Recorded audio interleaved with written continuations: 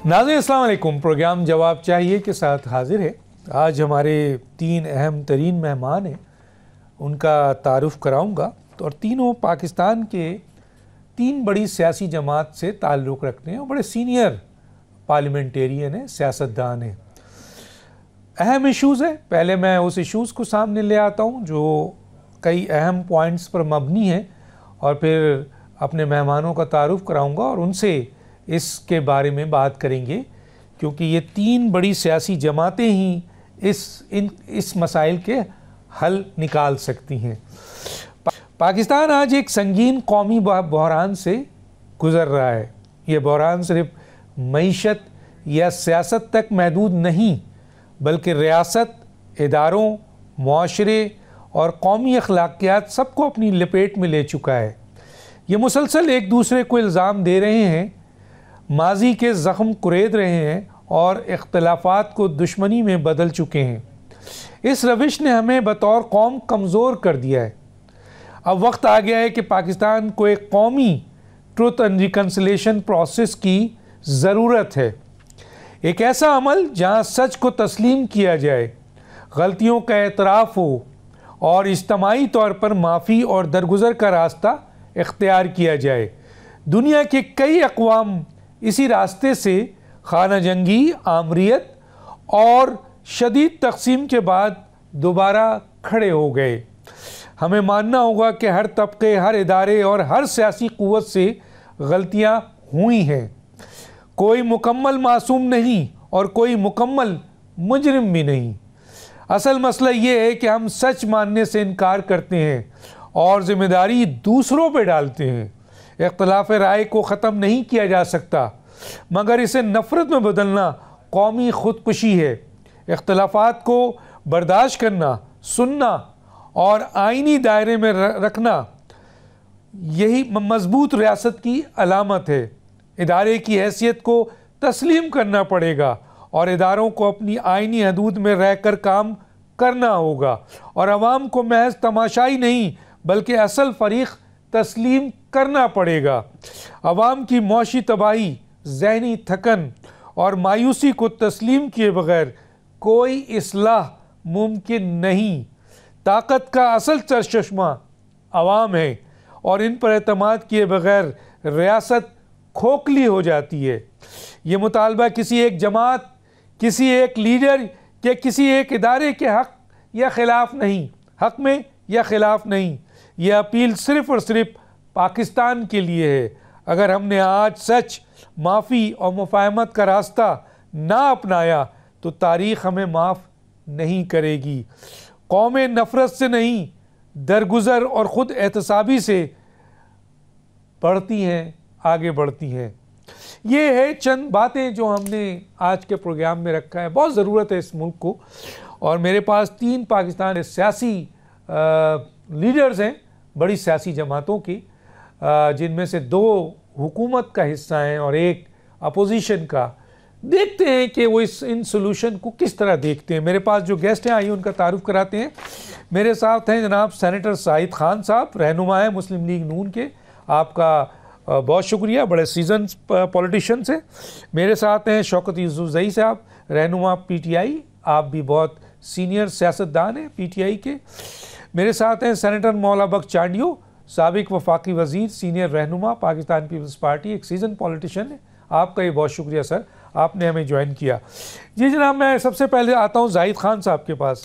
जाहिद खान साहब, आप हुकूमत का हिस्सा हैं, बल्कि मेन आपके पास इस हुकूमत है और हुकूमत की ही सबसे बड़ी और पहली ज़िम्मेदारी होती है। अब आप मुझे बताइए कि सर, इस मुल्क का जुडिशल सिस्टम कहा जा रहा है कि बहुत कमज़ोर हो चुका है, तबाह हो चुका है। इदारे इस वक्त बहुत कमज़ोर हो चुके हैं। सियासी अदम इस्तेहकाम मुसलसल बढ़ रहा है और मौशी बहरान, हुकूमत की तरक्की रुक चुकी है, इतना बहरान है। अब ऐसी सूरत हाल में हुकूमत की ऐसी क्या पॉलिसी होनी चाहिए?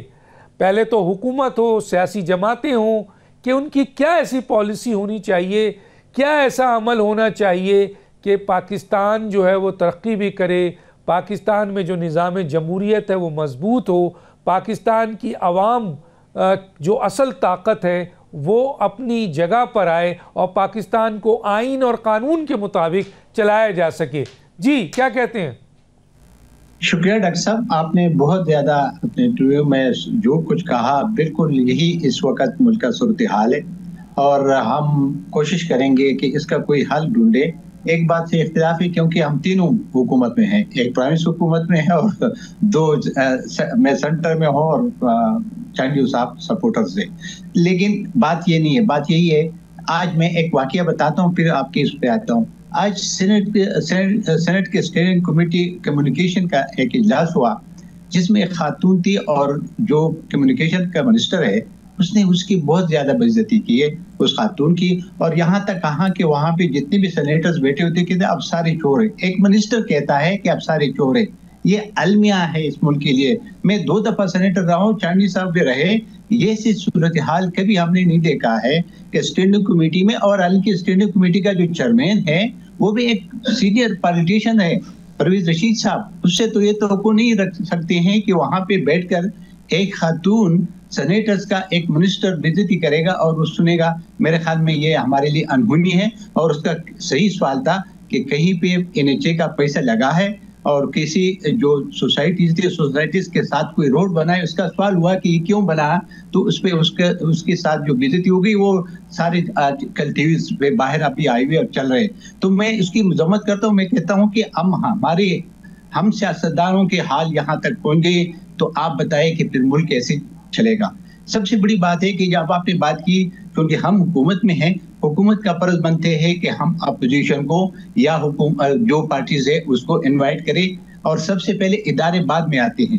पहले तो पॉलिटिशियन बैठ जाए ना, वो कोई एक रास्ता ढूंढे, एक रास्ता निकाले, तो फिर जाके इदारों के साथ बात हो सकती है। जहां तक हमारे जुडिशली 47 से लेकर आज तक ठीक नहीं है। अगर कोई कहे कि इससे पहले बेहतर था, तो कोई बेहतर नहीं था, सारे भी गलत फैसले करते।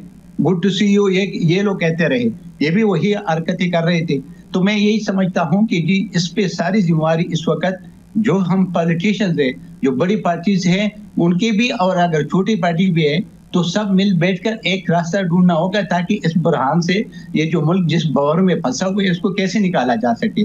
तो ये पॉलिटिकल पार्टीज की और पॉलिटिकल लीडरशिप की जिम्मेवारी होती है, क्योंकि मुल्क को निकालना या मुल्क को चलाना इनका काम होते हैं। इदारे फिर उनको ये इतने ताकत और पावरफुल होने चाहिए कि इदारे इनको फॉलो करें, ये नहीं कि हम इदारों को फॉलो करें। तो मेरे ख्याल में इस वक्त ये सूरत हाल है कि 2-3 दफा तो मरकजी हुकूमत ने किया है और दोबारा ही करना चाहिए, इनवाइट करना चाहिए। और जो आपने बात की कि जो कुछ हुआ है वो तो हो गया है, अब अगला क्या करना है, इस मुल्क को इस मुश्किलात से कैसे निकालना है।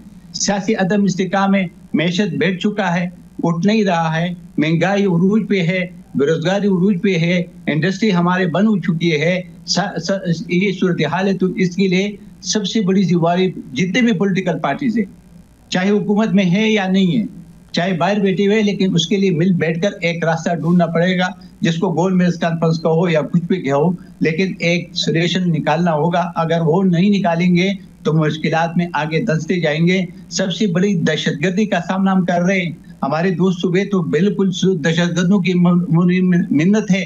मैं अभी देर से होकर आया हूँ डॉक्टर साहब, आपको पता है वहाँ जो सूरत हाल है, जो मैंने देखा है, आंखों देखा हाल, आप अगर आप देखें तो इंसान लरस जाता है कि क्या बनेगा जो सूरत हाल जिस तरीके से बढ़ती जा रही है। तो मेरे ख्याल में इसके लिए जरूरी है कि हम सब जितने भी पॉलिटिकल पार्टीज हैं मिल बैठे और ये छोड़ दे, ये चोर है, तू चोर है, मैं डाकू, तू डाकू नहीं है, मैं डाकू। तो मेरे ख्याल में इस चीज से अभी इज्तनाब करना चाहिए, हुकूमत पहल करे। हुकूमत इंशाल्लाह हम भी कोशिश कर दे कि हुकूमत को कह पहल कर दे, सारी पॉलिटिकल पार्टीज को बुलाए और सब बगैर किसी हिले बहाने के मिल बैठे सारे रास्ते ढूंढने कोशिश करें। इंशाल्लाह रास्ता मिल जाएगा और इस बुरान से मुल्क निकल जाएगा। ठीक है। अच्छा सर, मैं इससे पहले कि मैं अपने दूसरे साथियों की तरफ जाऊं और बात करूं, मैं जाहिद खान साहब आपसे ज़रूर ये पूछना चाहूँगा कि ये जो भी किसी आपके सेनेटर के साथ, जो खातून सेनेटर के साथ ज़्यादती की गई और मिनिस्टर ने की है, आपने मिनिस्टर और सेनेटर तो कहा, यही तो असल हकीकत है कि उनको एक्सपोज करें, किसने बदतमीज़ी की है, कौन है शख्स।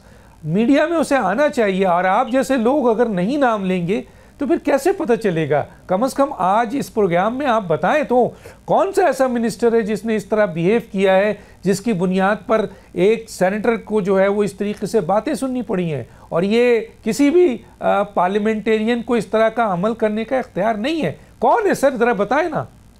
मैं ये भी बताता हूँ कि फिर वो सेनेटर्स ने वॉकआउट किया, और वो नाम जो है ना वो कम्युनिकेशन मिनिस्टर है, वो कोई डिप्टी चुपी नहीं है, कम्युनिकेशन का एक ही मिनिस्टर है वो। लेकिन मैं तो ये समझने की जो अब ये चेयरमैन, अभी अगर उस चेयरमैन ने एक्शन नहीं किया, जो कमेटी का चेयरमैन होते उसके पास सर बहुत इख्तियारात हुई थी। मैं भी चेयरमैन रहा हूँ, चांडी साहब को पता है, एक मिनिस्टर मैंने मीटिंग से बाहर निकाल दिया था, उसने एक गुस्ताखी की थी, मैंने उसे बाहर निकाल दिया था। तो ये इसके पास है, अगर वो उसने नहीं किया तो अभी जो हमारे किस खातून सेनेटर के साथ इन मिनिस्टर साहब ने जो है वो मिसबिहेव किया सर? ये पीपल पार्टी के सेनेटर है, फलवा खान बहुत अच्छी है और काफी अरसे से वो सेनेटर रही है, और अच्छा। दो तीन दफा सेनेटर रही है। मैं ये नहीं, मैं देखिए, मैं एक चीज को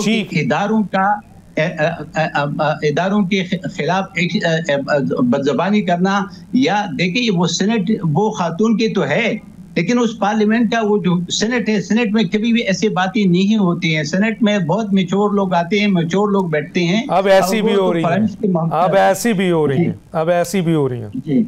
जी ठीक है।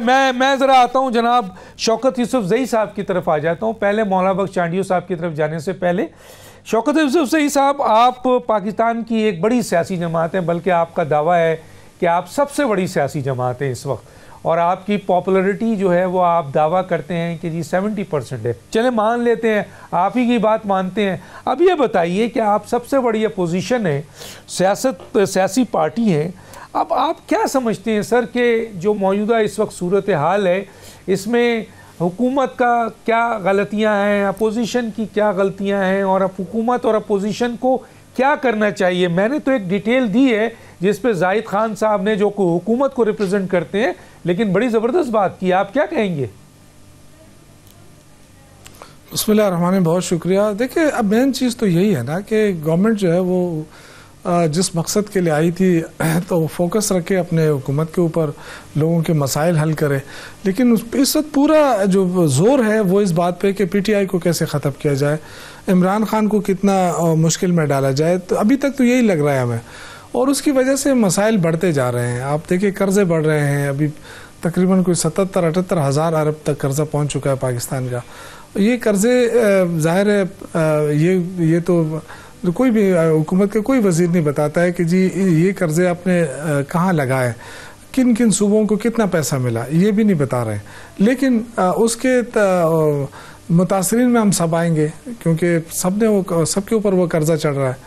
तो इन 3 सालों में, पौने 4 सालों में जो पाकिस्तान के साथ जुल्म हुआ, एक तो ये कि जमहूरियत नज़र नहीं आई, रूल ऑफ लॉ ख़त्म होता जा रहा है, अदालतों पे के जो हाल है इस वक्त वो मुझसे ज़्यादा जाहिद खान साहब ने कह दिया। तो मेरे ख्याल से मेरे कोई बात नहीं छोड़ी इन्होंने। लेकिन जो असल चीज़ है वो है पॉलिटिकल स्पेस। अगर आप पॉलिटिकल स्पेस भी ख़त्म कर देंगे ना, जो ख़त्म करने की कोशिश हो रही है, उससे मुल्क जो है वो बन गली में जाके खड़ा हो रहा है। क्योंकि आपने सिर्फ आप तकिया किया हुआ है IMF के कर्ज़ों के ऊपर कि जी कर्ज़े मिलेंगे तो हुकूमत चलेगी, क्योंकि आपने अभी तक कोई ऐसा काम नहीं किया जिससे आपकी एक्सपोर्ट बढ़ सके, जिससे आपके नए कारखाने लग सके, जिससे आपकी सरमायाकारी आ सके। हमारे प्राइम मिनिस्टर साहब रोज़ हम देखते हैं कि वो जाते हैं, बैरूनी दौरे करते हैं, दावे भी होते हैं कि जी इतनी सरमायाकारी आएगी, लेकिन आप गवाह हैं, पूरी कौम गवाह है कि उनके दौरों से अभी तक कोई सरमायाकारी ऐसी नहीं आई जिससे हम कहें कि जी पाकिस्तान की मईशत मजबूत होगी। तो अब रहे सही जो हमारे सरमायाकार थे वो भी अदम सियासी इस्तेहकाम की वजह से वो भी भाग रहे हैं, पाकिस्तान से जा रहे हैं। तो ये सूरत हाल तो इंतहाई मुझे मुश्किल और ख़तरनाक लग रही है कि हुकूमत का, वज़रा का पूरा फोकस इस बात पे है कि जी इमरान खान को कैसे सज़ा दिलाई जाए और PTI को कैसे ख़त्म किया जाए। आप देखें जो भी वज़ीर आता है परफॉर्मेंस नहीं बता रहा है। हम तो उनसे यही डिमांड करते हैं कि आप परफॉर्मेंस पे फोकस करें। आप क्या परफॉर्मेंस है आपका 3 सालों में, तो परफॉर्मेंस नहीं बता रहे हैं। वो कहते हैं जी ये इंतशारी है। तो ये इंतजार करते करते ये बातें आप इससे क्या मुल्क को फ़ायदा हो रहा है? और आपने पेट्रोल 2 रुपये सस्ता करते हैं, 10 रुपये बढ़ाते हैं। अगर पेट्रोल सस्ता करते हैं तो ऊपर से जो गैस महंगी कर देते हैं, तो आवाम को तो रिलीफ नहीं मिल रहा। तो इन हालात में मैं समझता हूँ कि मुल्क की मईशत जो है और भी सुगड़ रही है, आवाम के हालात मुश्किल में हो रहे हैं। तो हमने अपने आवाम को क्या देना है? मेरे जो PTI जो हमारी लीडरशिप है, उनको भी मैं कहूँगा कि बहुत बड़ी अपोजिशन है हमारी, और हमें चाहिए कि हम आवाम के इन इश्यूज़ को भी साथ उठाएं, आवाम के इश्यूज़ को उठाएं। इस अदालतें जो इस वक्त अदलिया का जो बुरा हाल है, उस इश्यूज़ को भी उठाएं। रूल ऑफ लॉ ख़त्म हो रहा है, उस इश्यूज़ को उठाएं। आज जो जस्टिस जहांगीरी साहब को जो हटाया गया, इससे ज़्यादा और क्या मजाक हो सकता है कानून के साथ? ऑलरेडी लिखा हुआ है 209 आर्टिकल 209 के तहत जुडिशल कमीशन ने फैसला करना है, लेकिन कोई सुप्रीम जुडिशल काउंसिल ने, तो सुप्रीम जुडिशल काउंसिल को तो बात ही नहीं गई है। तो इस तरह अगर हम अपने जजों को बेतौकीर करेंगे, इस तरह इदारों को कमज़ोर करेंगे और फिर सियासी स्पेस नहीं देंगे, ठीक है, तो आप क्या समझते हैं कि कौन यहाँ आएगा इन्वेस्टमेंट के लिए? तो हम तनकीद तो एक दूसरे पे करेंगे, लेकिन तनकीद अपनी जगह, लेकिन जो लोग जिनको ये काम आपने हुकूमत बना ली, जायज़ नाजायज़ ये एक अलग बात है। आपने हुकूमत बना ली, आपने इन 3 सालों में क्या कारनामा किया है जिससे आपकी मईशत बेहतर हो सके, जिससे आपके कारखाने बन सके, जिससे बेरोजगारी खत्म हो सके? मुझे तो कोई चीज नजर नहीं आ रही। बस सारा दिन वज़रा, अच्छा जहां पे भी जाएंगे इमरान खान ने तबाही की, इमरान खान शौकत यूसुफजई साहब, ठीक है शौकत यूसुफजई साहब, आपने हुकूमत के ऊपर सख्त तनकीद किया और बताया भी, लेकिन जो मौजूदा इस वक्त सिचुएशन है, सूरत हाल है, अगर हुकूमत फ़र्ज़ कीजिए मुल्क की आपके हालात को बेहतर नहीं करना चाह रही है, सियासी अदम इस्तेहकाम ख़त्म नहीं करना चाह रही है, मईशत को बेहतर नहीं करना पा रही है, मुल्क तरक्की के लिए बिल्कुल रुक चुका है, वो अगर हुकूमत नहीं करना चाहती है और उसका फोकस सिर्फ PTI की तरफ है, तो क्या PTI जो बहुत बड़ी अपोजिशन है, क्या उसका रोल भी यही हो कि वो डिस्ट्रक्टिव के ऊपर डिस्ट्रक्टिव करे, या वो कंस्ट्रक्टिव काम करे, वो पार्लियामेंट में काम करे, वो बाहर काम करे, वो आवाम के लिए काम करे, वो पॉजिटिव वे में आए, वो हुकूमत को माइल करे कि डायलॉग्स पे आए, आप भी डायलॉग्स पे जाएं? क्या कहते हैं सर इस पे ज़रा मुख्तसर? देखिए, बिल्कुल मैं आपके साथ एग्री करता हूँ। इतने मसाइल इस हुकूमत ने पैदा किए हैं ना कि अवाम जो है ना वो परेशान है। अगर हम इन अवामी इश्यूज़ को उठा कर चलें, इनको लेकर चलें, तो पूरी पाकिस्तानी कौम दोबारा उठ जाएगी, क्योंकि इश्यूज़ तो हैं। आप देख रहे हैं जो इदारे इनके पुश पे खड़े हैं, उन्होंने इनको क्या डिफेंड किया और अपना क्या बयान है इनका चला। इनका अपना बयान फेल हो चुका है। अब बताने के लिए इनके पास कुछ नहीं है। जो भी वजीर आता है सुबह से शाम तक एक ही प्रेस कॉन्फ्रेंस होती है। मरियम साहिबा पंजाब में सूबाई वज़ीर आला है, लेकिन उनकी जो कोई भी स्पीच आप उठा के देख लें, इमरान खान से शुरू होती है, इमरान खान पे ख़त्म होती है। तो जब तक ये आसाब के ऊपर उनका सवार है ना इमरान खान, और ये फोकस नहीं करेंगे अपने काम के ऊपर, तो मुल्क आगे नहीं जा सकता। इसलिए मैं कह रहा हूँ कि सियासी स्पेस देना चाहिए और एक डायलॉग का अमल शुरू होना चाहिए। PTI के क़यादत से भी मैं अपील करूंगा कि डायलॉग की तरफ आए और असल इश्यूज मुल्क के वो भी उठाएं और सारी कौम को साथ लेकर चलें। क्योंकि अगर आपकी वजह से अदालतें तबाह होती जा रही हैं, क्योंकि एक तरफा फैसले हो रहे हैं ना, हुकूमत अपने आप को बचाने के लिए, इक़्तिदार बचाने के लिए जो फैसले कर रही है, उससे मुल्क को नुकसान हो रहा है। ठीक है। मैं आता हूँ जनाब मौला बख्श चांडियों की तरफ। मौला बख्श चांडियों सर, आपने दोनों साहिबान की बात सुनी और इस वक्त मुल्क की जो सूरत हाल है, आप किस हद तक मुत्तफ़िक़ हैं दोनों की बातों से? वहीं मैं एक और बात भी सामने रखना चाहता हूँ सर, कि हर इदारे और हर सियासी क़ुव्वत से गलतियाँ हुई हैं माजी में। कोई मुकम्मल मासूम नहीं और कोई मुकम्मल मुजरिम भी नहीं जो हालात आज 78 साल में पाकिस्तान के हैं।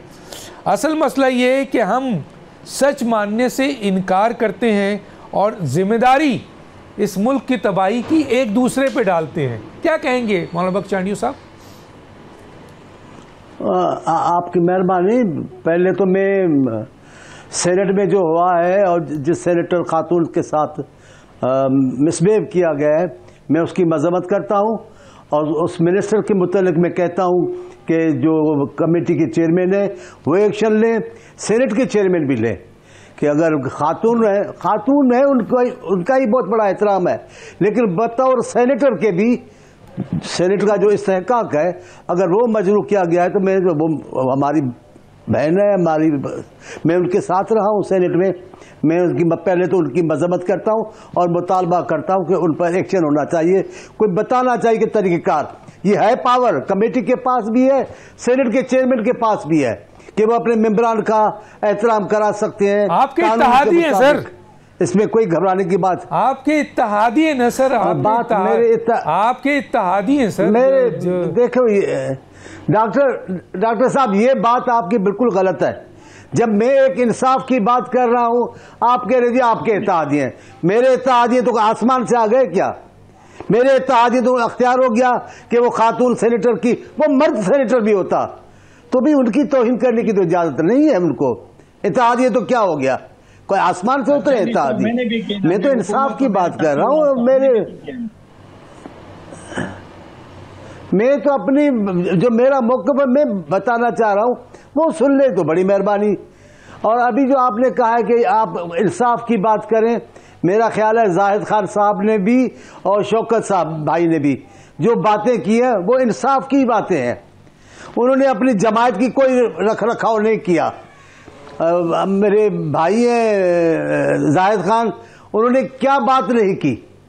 जितनी बातें अपोजिशन को करनी चाहिए वो सब की सब तो जाहिद खान ने की हैं। लगता ही नहीं था कि हुकूमती पार्टी के सेनेटर मेंबर बात कर रहे हैं। फिर शौकत को देखें, उन्होंने क्या कहा है। उन्होंने अभी तो आखिर वाले हिस्से में तो कह दिया कि हुकूमत करे और ये करे, लेकिन उनके पहली गुफ्तगू का हिस्सा तो देखें, कितनी शानदार बात उन्होंने की है। उन्होंने कहा अब ये भी कहना चाहिए पीटीआई के लिए, अब आपको यूं भी कहना चाहिए, आपको अभी ये भी रखना चाहिए मसला, अब ये भी देखना चाहिए। अब इंसाफ की बात और क्या होना चाहिए। सारे मसाइल का हल है, सिर्फ हुकूमत नहीं होती, अपोजिशन का भी इतना ही किरदार है मुल्क के चलाने में और माहौल को बेहतर करने में जितना हुकूमत का है। और ये अपोजिशन कोई छोटी अपोजिशन थोड़ी है, बहुत बड़ी अपोजिशन है। अब कर नहीं पा रही, काम कुछ नहीं कर पा रही है।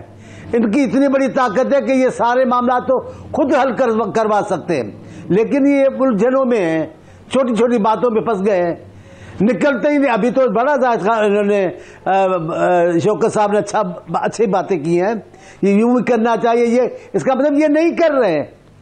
तब वो अपनी हुकूमत से मुतालबा कर रहे हैं, अपनी पार्टी से, कि अपनी पार्टी को भी ये करना। अब बड़ा अच्छा दोनों ने बात की है।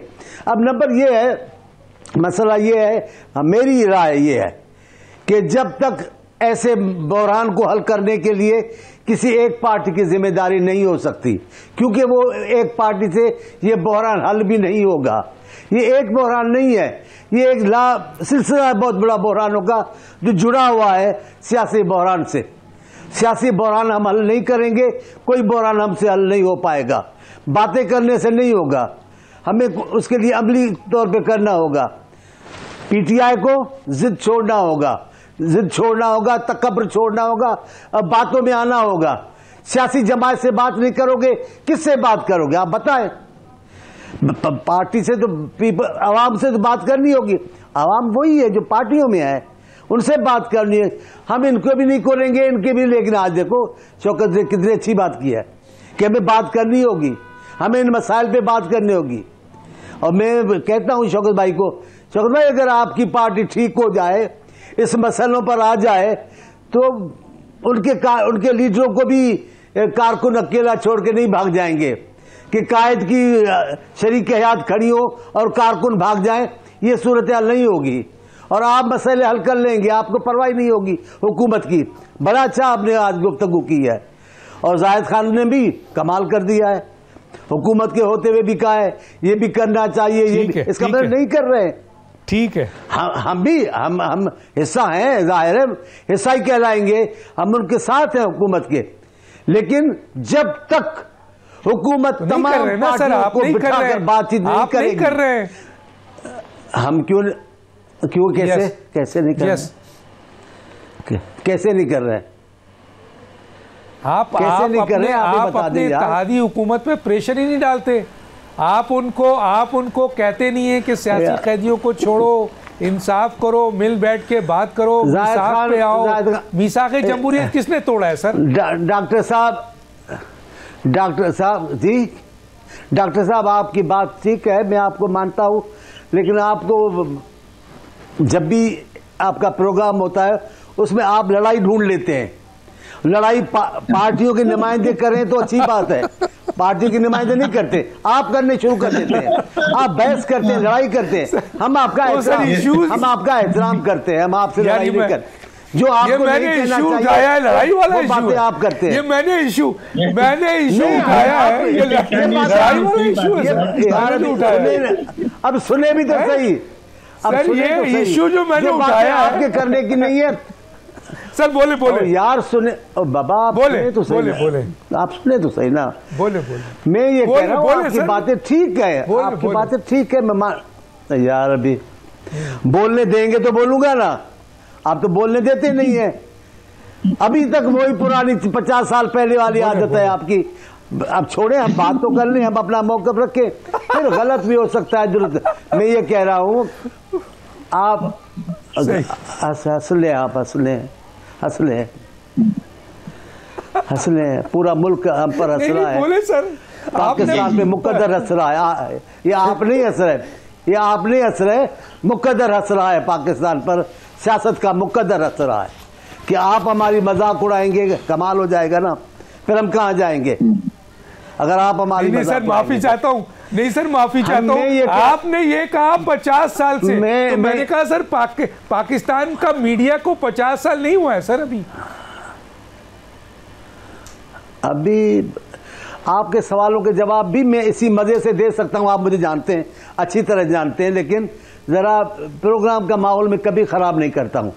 मेरा एक मुतालबा है, वो दुरुस्त है कि हुकूमत पर जिम्मेदारी आयद होती है कि तमाम सियासी पार्टियों को बिठाए, पहल खुद करे।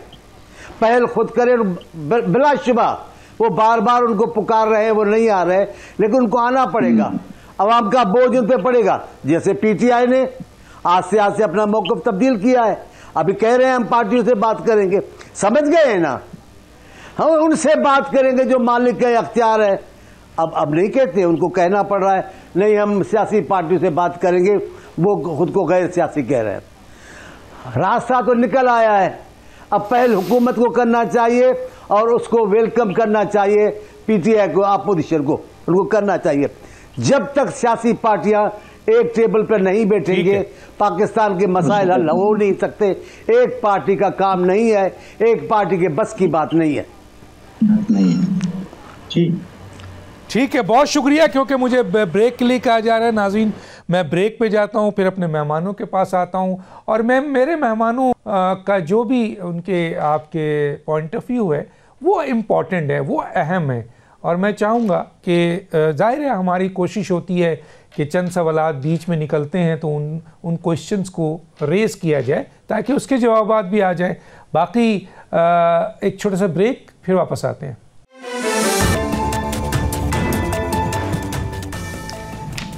वेलकम बैक जी। मैं ज़रा अपने तीनों मेहमानों से ही इस किस्म के सवालात है ये जो सामने मैं लाना चाहता हूँ। जैसे मैंने शुरू में कहा कि अवाम की मौशी तबाही, ज़हनी थकन और मायूसी को तस्लीम किए बग़ैर कोई इस्लाह मुमकिन नहीं। ताकत का असल सरचश्मा अवाम है और इन पर एतमाद किए बग़ैर रियासत खोखली हो जाती है। ये मुतालबा किसी एक जमात, किसी एक लीडर या किसी एक इदारे के हक़ या ख़िलाफ़ में नहीं। अब मेरा जो सवाल है सर वो ये है, ज़ाहिद ख़ान साहब आपकी तरफ आता हूँ, कि सर मुल्क में जमहूरियत तो नहीं है ना सर, या आप कहते हैं अगर है तो उसकी ज़रूर बताइएगा हमें।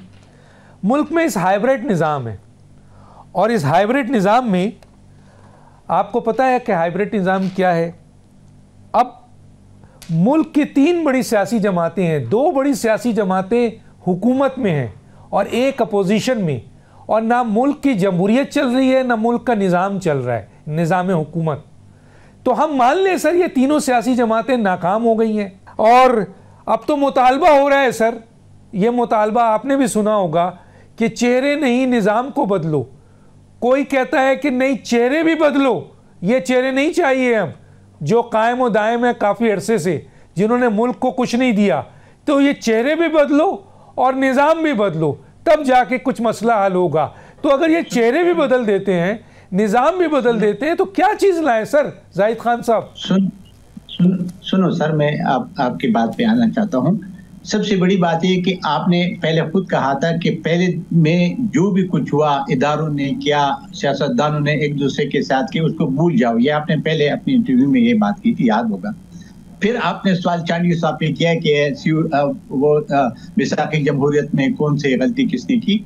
जब हम ये सोचते हैं और ये फैसला करते हैं कि पहले किसी ने भी जो भी कुछ किया उसको भूल जाओ और आगे नहीं बैठ के आगे चलते हैं। देखिए, अगर उस तरह शौकत यूसुफजई साहब ने मरकज पे किया और मैं उसकी सूबाई हुकूमत पे, क्योंकि मैं तो सूबे से ताल्लुक रखता हूँ, मैं भी करूँ तो बात नहीं बनेगी। बात किस पे बनेगी कि उसने एक बात की थी और बहुत अहम थी कि उसने कहा मैं अपने लीडरशिप से अपील करता हूँ कि मुज़ाकिरात की चलप और पार्लियामेंट की तरफ चले जाए। एक बात मैं बता दूं, अगर डेमोक्रेसी न होती तो आज वो मिनिस्टर जो आप कहते हैं मेरे हुकूमत का हिस्सा है और मैं हुकूमत की नुमाइंदा होती उस पर तनकीद करता हूँ कि उसने ज्यादती की सेनेट के साथ और सेनेट की जो कमेटी है उसके साथ गलत बयानी की और गलत बात की। तो ये एक जमहूरी मुझे जमहूरियत ये हक देता है और आपकी चैनल से मैं ये बात करता हूँ। तो मैं ये कहना चाहता हूँ कि देखिए, 2-3 दफा वज़ीर-ए-आज़म ने बात की थी और एक बंदा मौजूद है जो हमारे स्पीकर साहब है, वो तो कई इनको हर वक्त अवेलेबल होता है। लेकिन बदकिस्मत ये कि अभी जो एक बड़ी पार्टी जिसको हम पीटीआई कहते हैं, उस पे एक बंदा आके अपना वो कदम जमाने की कोशिश करता है। उसको नहीं होना चाहिए। जिसका एक बंदा भी नहीं है वो उसके लीडर अपने आप को बनाना चाहते हैं। तो मेरे ख्याल में ये तो पीटीआई वालों को खुद सोचना चाहिए। अगर वो मुज़ाकरात करती है तो पीटीआई खुद जाके मुज़ाकरात करे, ये सबसे बेहतर होगा। हाँ, हुकूमत पहल करेगा, ये मैं वादा करता हूँ कि हुकूमत पहल करेगा। और फिर जिस तरह पीपल पार्टी है वो भी एक जमहूरी पार्टी, उसने भी ये सख्ती है, ये सारी चीजें बर्दाश्त की देखी हुई है, तो वो भी इस तरफ जाएगी। जो भी पुराना जो कुछ हुआ जिसने भी किया वो भूल जाए और एक नया इस मुल्क को, जिस तरीके से आप कहते हैं कि इस मुल्क में आवाम का राज होना चाहिए, तो आवाम का राज तब होगा जब हम पॉलिटिकल पार्टीज बैठकर एक रास्ता ढूंढे, एक रास्ता निकाले, और ये निकल सकता है। देखिए, 18 अमेंडमेंट बहुत बड़ा मुश्किल था, जो 2 डिक्टेटर्स ने उसका बेड़ा गर्क किया था इनका। वो 18 अमेंडमेंट में 9 महीने बैठकर इस सारे पॉलिटिकल, चाहे उसका किसका एक मेंबर था वो भी उस कमेटी का हिस्सा था, और उसने वो फिर वो आइन को बहाल किया। तो ये मसाइल हल हो सकते हैं और मैं नाउमीदी नहीं है। हम इंशाल्लाह जो सियासतदान होते हैं ये मुल्क को चलाते हैं, मुल्क को संवारते हैं और मुल्क को आगे लेके जाते हैं। लेकिन यही है कि जो हमारी इख्तिलाफात है, वो जो एक दूसरे के राय से इख्तिलाफ रखते हैं वो अपनी जगह पे, लेकिन जो मुल्क और कौम के लिए सोच के मिल बैठकर इस वक्त जो सियासी अदम इस्तेकाम है, या मुल्क में मईशत का सही पे चल नहीं रहा है, या हमारी दहशतगर्दी का हम सामना कर रहे हैं, तो इसके लिए जरूरी है कि हम मिल बैठकर एक रास्ता ढूंढे ताकि हम सही चले, तो ये मसाइल हमारे हल हो सकते हैं। और अगर हम उसी तरह का पुराने डगर पे चलेंगे, मैं कहूँगा तुमने मेरे साथ ये क्या, अब आप मुझे गाली निकालोगे, ये चोर है, मैं इसके साथ नहीं बैठता हूँ, मैं इदारों के साथ बैठता हूँ, तो यह तो इदारों के साथ जब बैठेंगे तो मसाइल तो जो आप कहते हैं वो हाइब्रिड निज़ाम होगा, वो तो सही होगा नहीं। बेहतर है कि सियासतदान आपस में बैठें और ये मुल्क को संवारें और मुल्क के लिए एक अच्छा रास्ता ढूंढे। और हमेशा के लिए इस मुल्क के देखिए 70 में जब मुल्क 2 लख्त हुआ और जो सियासतदान बैठ गए तो इस मुल्क के लिए एक बहुत बड़ा आईन नहीं दिया। आज उस आईन पे ये मुल्क चला है और ये आईन पे ये मुल्क जुड़ा हुआ है। अगर वो आईन न बनता उस वक्त के सियासतदानों ने ये न करता तो पता नहीं कितना हिस्से हमारे हो जाते। तो हम सीधे के सियासतदान हमेशा के लिए मुश्किल हालात में बैठकर अच्छी फैसले करते, अपने खिलाफ भी करते हैं, लेकिन वो एक रास्ता ढूंढते और रास्ता निकालते हैं जिसपे आगे चलते हैं। तो मैं भी जिस तरह शौकत यूसुफजई साहब ने अपने लीडरशिप को, तो मैं भी उनके लीडरशिप को अपील करता हूँ कि जो कुछ हुआ वो तो हो गया, अब हमें मिल बैठकर ये सारे मसाइल को हल कर ढूंढना है और सियासी इस्तेकाम लाना है। तभी आ सकते हैं कि हम एक दूसरे को चोर और डाकू छोड़ दें, पहले रास्ते निकाल दे। अगर किसी ने चोरी की तो अदालत जाने, उसका काम जाने, लेकिन यही है कि हम मिलकर बैठकर ये रास्ते को तब निकाल सकते हैं कि हम एक दूसरे को माने। ठीक है, ये भी एक पॉलिटिकल पार्टी, इसका भी सोच है, मेरे से इख्तिलाफ जरूर होगा, लेकिन हम मिल बैठ कर इस मुल्क को निकालेंगे इस मुश्किलात से। ठीक है सर, मैं आता हूं जनाब, मैं सेनेटर मौला बख्श चांडियो साहब की तरफ आता हूं। सेनेटर मौला बख्श चांडियो साहब, ये बात बहुत ज़्यादा डिस्कस हो रही है कि ये जो सियासी निज़ाम है ना सर, ये फेल कर चुका है, निज़ाम को बदला जाए। अब तो ये डिमांड हो रही है, चेहरे भी फेल कर गए हैं। अब ना नवाज शरीफ चाहिए, ना आसिफ जरदारी चाहिए, ना इमरान खान चाहिए, नए चेहरे आए, नया निज़ाम आए। आप क्या कहते हैं सर, वाकई मौजूदा सियासी चेहरे फेल कर गए हैं, मौजूदा सियासी निज़ाम फेल कर गया है, और जो मुतालबा है कि निज़ाम भी बदलो और चेहरे भी बदलो, तो क्या कहते हैं सर? आपने अपने अभी इस प्रोग्राम के इस हिस्से के आगाज़ में जो आपने बातें की हैं, वो सारे के सारे जुमले, सारी की सारी बातें मेरे महबूब कायद जुल्फ़िकार अली भुट्टो ने कही हैं। उन्होंने कहा है कि हमें पाकिस्तान के अवाम पर एतमाद करना होगा। उन्होंने कहा है कि हमें एतराफ़ात करना पड़ेगा कि हमसे गलतियाँ हुई हैं। उन्होंने कहा है कि गलतियों का एतराफ़ किए बगैर गलतियों से आज़ाद आप नहीं हो सकेंगे। ये भुट्टो साहब का कौल है। और ये जो अभी आपने बात की, सारी बातें वो हैं जो मेरे भुट्टो साहब लीडर ने की हैं। ये दुरुस्त बात है। हमें एतराफ़ करना होगा, हमें इल्ज़ामात से निकलना होगा, बताना होगा हमसे गलतियाँ हुई हैं। पाकिस्तान को ठीक करना है तो गलतियों का एतराफ़ करना है। अब महज अपने आप को ऊपर दिखाने के लिए और दूसरों को नीचा करने के लिए आप दलाइल देंगे, उससे काम नहीं बनेगा। गलतियों को तो सबने देख लिया है। इस निज़ाम की क्या खूबियां हैं, क्या बुराइयां हैं, वो भी आपने देख ली हैं। हमने तो नहीं माना।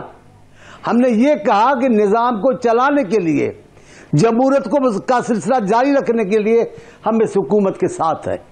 हमने ये नहीं कहा क्यों वजारत नहीं ली, इसलिए ना हम चाहते हैं कि जमहूरियत चले, जमहूरियत का सफर ना रुके।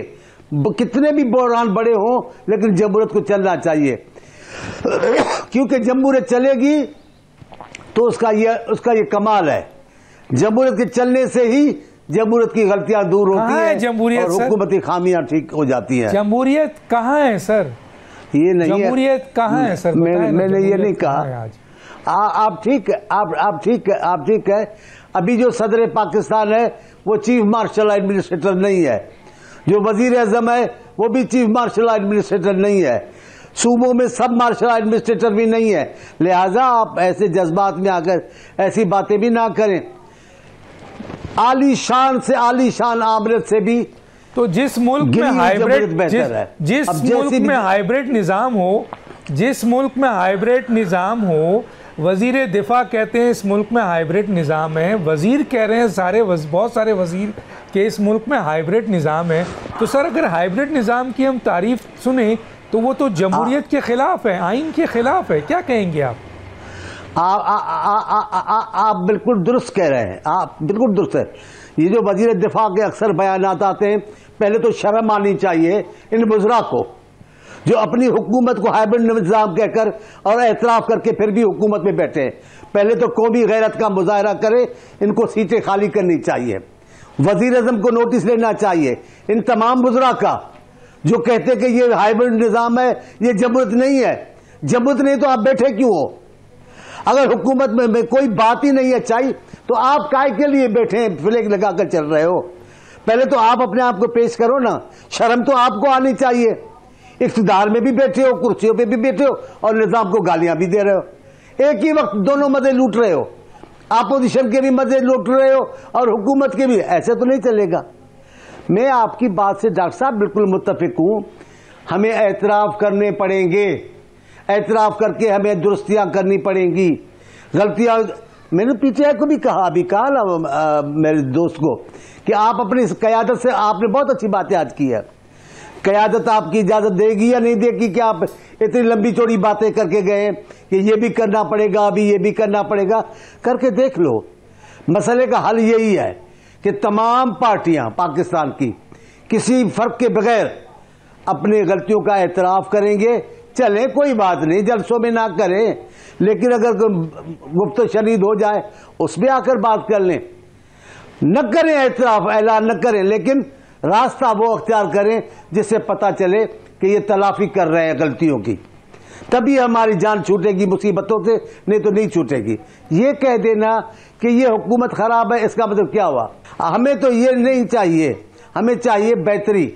बेहतरी तब होगी जब हम सब तमाम लोग ऐसा चले। इदारे की बात है, इदारा पाकिस्तान का है ना, चलो जिस अंदाज से भी आप नाम नहीं ले रहे हो उस इदारे का, अच्छी बात है, लेकिन वो इदारा का इंडिया का तो नहीं है, पाकिस्तान का इदारा है। पाकिस्तान के इदारे से बातचीत करना कोई जुर्म तो नहीं है। जब सबके सब ठीक रास्ते पे चलेंगे तो इंशाअल्लाह इदारे को भी ठीक रास्ते पे चलना होगा। इदारे चलते ही वहां ठीक है जहां आवाम ठीक चलता है, जहां आवाम सियासी या हकीकी जमहूरी रास्ता नहीं छोड़ता, इदारों को जमहूरी रास्तों पे चलना पड़ता है। हम चले ही नहीं है सियासी। अब देखिए ज़िया-उल हक आया, सबके सब तैयार बैठे थे पीपल्स पार्टी के खिलाफ। जनाब हमें मौका देके देखे, जनाब हमें मौका देके देखे। ऐसे जब ऐसी कैफियत होगी, सब पार्टियां तैयार बैठी होंगी आमरत का किरदार अदा करने के लिए, तो जमहूरियत कैसे आएगी? पहले तो सारी पार्टियां तय करें कि हमसे गलतियां हुई हैं। अब गलतियों को तलाफी कैसे होगी? तलाफी करनी चाहिए, सियासी पार्टी को मैदान में आकर बात करनी पड़ेगी। जो चाहे, मैं मियां साहब पर बड़ी तनकीद करता हूं, लेकिन ये पब्लिक स्कूल वाला वाकया हुआ, उन्होंने सारी पार्टियों को साथ बिठाया, आप देखें मसले का हल निकल आया। पूरी पार्टी ने, पूरे पाकिस्तान की सियासी पार्टियों लोगों ने उस फैसलों का एतबार किया और एहतराम किया जो हुकूमत ने किया। अभी भी ऐसा ही है, अभी कोई छोटा मोटा बहरान नहीं है। ठीक है, ऐसा बहरान है पाकिस्तान में कि पाकिस्तान की बुनियादें हिल रही हैं। हमें बहरहाल एतराफ करना चाहिए और मिलकर बैठकर मसला हल करना चाहिए। ठीक है यूसुफ ज़ई साहब, मैं आपकी तरफ आता हूँ। अब ये नारा बहुत ज़्यादा अब आ गया है कि पहले नारा था कि निज़ाम बदला जाए, लेकिन अब जो नारा आ रहा है वो ये है कि निज़ाम भी बदला जाए और ये जो चेहरे हैं इन्हें भी बदला जाए, क्योंकि इन चेहरों की मौजूदगी में कोई भी निज़ाम ले आए नहीं चलेगा। और अगर ये चेहरे बदल जाए, निज़ाम ये रहे, तब भी मुल्क नहीं चलेगा। क्या कहते हैं शौकत साहब? देखिए डॉक्टर साहब, बातें बड़ी अच्छी हुई, लेकिन अब अगर हम पिछले माजी में देखें कि मार्शल लॉ क्यों लगे हैं, तो मार्शल लॉ लगने की वजह भी ये पॉलिटिकल पार्टियां रही है। भुट्टो साहब का जो इशू था वो रिजॉल्व हो चुका था ना, लेकिन बड़ी देर हो गई थी वो अपोजिशन और गवर्नमेंट के बीच में। आज भी आप देख रहे हैं कि गवर्नमेंट और अपोजिशन के बीच में बात नहीं बन रही है, तो इसका नतीजा क्या निकल सकता है? कुछ भी हो सकता है। अब देखें, जो सियासी वर्कर हैं, सियासी लोग हैं, उन पर मुकदमात दर्ज हैं। अब अडियाला जेल के बाहर जो ख़वातीन बैठी थी, इमरान खान की बहनें बैठी थी, जो हमारे वर्कर बैठे थे, 400 वर्करों के खिलाफ दहशतगर्दी के मुकदमे बन गए। वहाँ कौन सी दहशतगर्दी हुई है? तो मुल्क में जहाँ दहशतगर्दी हो रही है उस पर तो फोकस नहीं है, लेकिन जहाँ सियासी वर्कर सियासी एक्टिविटी कर रहे हैं उनको दहशतगर्द करार दिया जा रहा है। तो ये मैं समझता हूँ कि ये बहुत मुश्किल सूरत हाल है। इस पर सोचना पड़ेगा हमें कि हम किस तरफ जा रहे हैं। आवाम को रिलीफ नहीं दे रहे हैं हम, ना हम बिजली सस्ती कर सकते हैं, ना गैस सस्ती कर सकते हैं, ना खाने पीने की अशिया सस्ती करते हैं। तो हमारा रिजल्ट क्या होगा, हमारा मुस्तकबिल क्या होगा, इस पर सोचना चाहिए बड़ी संजीदगी के साथ। मैं तो बड़ा यकीन करें, देखें, अपोजिशन में रहना या हुकूमत में रहना ये दोनों एक ही चीज़ होती है। जब आप पार्लियामेंट का हिस्सा होते हैं ना, उस पर कोई फ़र्क नहीं होता है, लेकिन उस पार्लियामेंट में आप यकीन करें कि कोई वक़्त ही नहीं रह गई है इस पार्लियामेंट की कि आप देखें कि क्या कुछ नहीं हो रहा है इसमें। तो आई थिंक कि इस पर तमाम सीनियर पॉलिटिशियंस को जो है सर जोड़कर बैठना होगा कि हुकूमत जो है वो मुकदमात बनाती जा रही है, मुसलसल बनाती जा रही है। वज़रा मुसलसल प्रोपेगेंडा कर रहे हैं। एक सीएम जो है, नौजवान सीएम आया, उसके खिलाफ क्या क्या नहीं कहा गया कि जी ये दहशतगर्दों का सहूलतकार है, ये उससे क्या फ़ायदा हो? कोई एक चीज़ साबित हो सकी है? नहीं हुई ना, लेकिन टेंशन बढ़ गया और उसको 11वीं दफ़ा भी हो गया, उसको मुलाकात की इजाज़त नहीं दी गई। तो मैं कहने का मकसद ये है कि हुकूमत अगर ये समझ रही है कि किसी एक पार्टी को हम ख़त्म करके हम अपनी हुकूमत करेंगे, तो ये तो चांडियो साहब, जाहिद खान साहब मेरे से बहुत सीनियर हैं, ना हम पीपल्स पार्टी को ख़त्म किया जा सका है, ना नून लीग को ख़त्म किया जा सका है। इसलिए ये एक्सरसाइज जो है ये मुझे फजूल लग रही है। हम अपनी एनर्जी कहाँ ज़ाया कर रहे हैं, किस चीज़ के ऊपर ज़ाया कर रहे हैं? अपोजिशन और हुकूमत दोनों पे रिस्पॉन्सिबिलिटी आती है कि मुल्क के मामलात को देखें। इस वक्त हालात ये हैं कि आपके पास जो माशी वो है वो तो बिल्कुल नीचे गिर चुकी है। आपकी जमहूरियत नज़र नहीं आ रही है, आपके अदालतें फैसले करने में आज़ाद नहीं हैं। तो हमने इन इदारों को क्या बना दिया है? आज हम फ़ख्र कर रहे हैं ना कि हमारी फ़ौज तगड़ी है, ये सब कुछ था। लेकिन अगर आप आवाम की नफ़रत हासिल करेंगे और मुल्क में अंदर इंतशार बनाने में हुकूमत खुद अपना रोल अदा करेगी, तो मैं नहीं समझता कि इससे हालात बेहतर होंगे। मेरी तो गुजारिश होगी कि अपोजिशन में जो बैठे हमारे साथी हैं, PTI के हैं, उनको भी चाहिए कि वो जो अपोजिशन का रोल है वो मौसर अंदाज में अदा करे और आवाम के इश्यूज़ को उठाए। और सबसे बड़ा इशू है हमारा अदलिया का, जहाँ से इंसाफ की तवक्को की जाती है। इंसाफ के तमाम रास्ते मसदूद हो रहे हैं, उनके लिए ज़रूर आवाज़ उठाए। अगर ये हम एक अदलिया को आज़ाद कर लिया हमने, तो आप इंशाल्लाह देखेंगे कि सारे असीर बाहर होंगे, कोई पॉलिटिकल वर्कर जो है वो सियासी कैदी नहीं रहेगा। लेकिन इस वक्त चूँकि मामलात ऐसे हैं कि अदालतें आज़ाद नहीं हैं, अदालती फैसले, एक इमरान खान का केस जो है वो लग ही नहीं रहा है। आप देखें कि इमरान खान को सज़ा हुई, उन्होंने अपील दायर की, वो अपील लग ही नहीं रही है। तो हम किस मुल्क में रह रहे हैं कि और कैसे आप अपने आप को जस्टिफाई करेंगे कि हम जमहूरी मुल्क के अंदर बैठे हैं? लेकिन एक चीज़ जो चांडियो साहब ने कहा कि बदतरीन जमहूरियत भी बेहतर है अच्छी माशाल्लाह से, बिल्कुल मैं समझता हूँ। लेकिन ऐसी जमहूरियत का हम क्या करें कि दफ़ा 144 जो एक्सटेंड होती रही है, क्यों कि पॉलिटिकल एक्टिविटीज़ ना की जाए। तो जब आप सियासी सरगर्मियों को ख़त्म करेंगे दफ़ा 144 लगाकर, तो मैं क्या होगा अगर सियासी जदोजहद भी नहीं होगी, सियासी बातें भी नहीं होगी, तो उसका क्या, किस तरफ हम जाएंगे? ये खुद पॉलिटिकल पार्टी सोचे। मुल्क एक ही है, इसी मुल्क में रह के मैंने भी सियासत करनी है, चांडियो साहब ने भी करनी है, ज़ैद खान साहब ने भी करनी है। लेकिन अगर हम इस मुल्क को नहीं रहने देंगे तो हमारी सियासत क्या होगी और हम कहाँ होंगे? हमें तो शुक्र करना चाहिए कि हमें एक मुल्क मिला है, और अल्हम्दुलिल्लाह इस मुल्क में इतने वसाइल हैं कि मैं आपको बता नहीं सकता हूँ। सिर्फ अगर खैबर पख्तूनख्वा और बलूचिस्तान के मिनरल्स देखे जाएँ तो अल्हम्दुलिल्लाह हम अपने सारे कर्जे उतार सकते हैं। लेकिन इस तरफ कोई फोकस नहीं है ना, हम अपनी मईशत को बेहतर बनाने की तरफ तो जा ही नहीं रहे। हमारा फोकस ये है कि मैं इक़्तिदार में हूँ, मेरे साथ रियासती ताकत है, मैं अपने अपोजिशन को कैसे कमज़ोर करूँ, कैसे ख़त्म करूँ, यही हमारी टोटल सियासत होती है। हमने भी गलतियाँ की हैं, हम कोई वो नहीं है कि हमें कहूँ कि जी हमने बहुत अच्छी कहा। ये जो हम शहजाद अकबर को लेकर आए थे, उसने क्या गन किया है? यही तो मैं कह रहा हूँ कि सियासी पार्टियों के अंदर ऐसे लोग होते हैं, उनको नहीं रहना चाहिए। सियासी लोग सियासी बात करें और सियासी मसाइल का हल निकाले। अगर सियासी मसले का हल सियासी नहीं होगा तो फिर आप नहीं एक्सपेक्ट कर सकते कि आप मुल्क चला सकते हैं जमहूरी अंदाज में। ठीक है, फिर अपनी डोर जो है वो किसी के हाथ में तो ना देना। आप लोग तो डोर सब अपना हाथ खुद जाके पेश करते हैं। मैं इस पे किसी और मौके पे इशू करूंगा, वरना मौला बख्श साहब जो है ना फौरन मेरे ऊपर आ जाएंगे। लेकिन हालांकि हकाइक यही है। मैं वक्त ख़त्म हुआ चाहता है। तीनों मेहमानों का बहुत शुक्रिया। डॉक्टर दानिश को इजाज़त दीजिए। अल्लाह हाफिज़।